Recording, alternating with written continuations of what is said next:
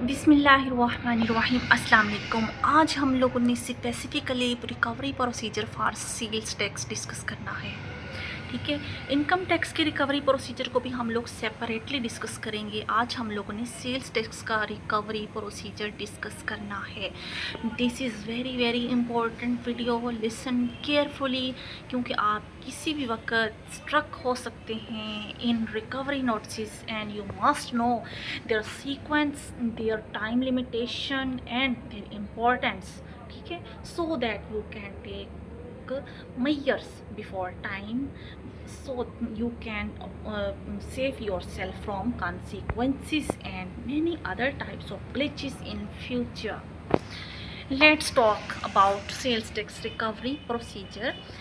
Basically sales tax की recovery जो है वो इन सेल्स टैक्स एक्ट 1990 में ट्राई करूँगी कि इंग्लिश में कम स्पीक करो, उर्दू में ज़्यादा, सो that you can understand things easily. ठीक है, तो रिकवरी प्रोसीजर जो है वो अंडर सेक्शन जो है 48 अंडर सेक्शन सेल्स टैक्स 1990 के शुरू होता है। ठीक है, उसमें 48 का जब नोटिस इशू कर दिया जाता है तो फिर 30 डेज़ का टाइम होता है। 30 डेज़ में अगर वो जो है ये टैक्स का कुछ मामला नहीं फाइनलाइजेशन की तरफ आते तो फिर क्या होता है, सेल्स टैक्स रूल्स 2006 के रूल 71 के तहत STR 16 इशू किया जा सकता है, जिसके अंडर बैंक अटैचमेंट हो जाती है। सेल्स टैक्स रूल्स 2006 के रूल 72 के अंडर जो है वो ceiling of business and clearance custom clearance को स्टॉप किया जा सकता है, और इसमें STR 17 इशू किया जाता है for this purpose to tax pay. तो हम लोग बात कर रहे थे कि अगर बैंक अटैचमेंट नहीं हो पाती या फिर बैंक अकाउंट में टैक्स पेयर के पैसे नहीं मिलते, STR 16 जो है हमारा नोटिस इशू करने का फ़ायदा नहीं होता, तो उसके बाद फिर हम जो टैक्स अथॉरिटीज़ हैं वो sales tax rule 2006 rule number 72 के अंडर STR 17 इशू कर देगी, जिसमें क्लियरेंस ऑफ गुड्स को कस्टम स्टॉप कर देगी, और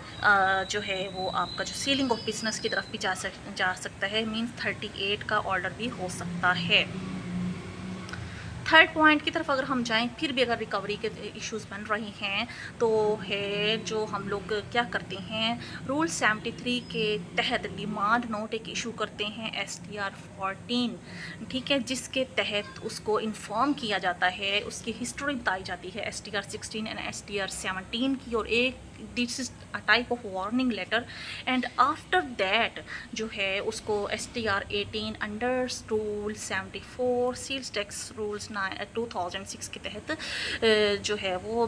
इशू कर दिया जाता है। STR 18 के अंडर जो है फिर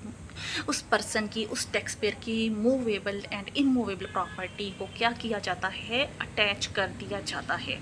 ठीक है,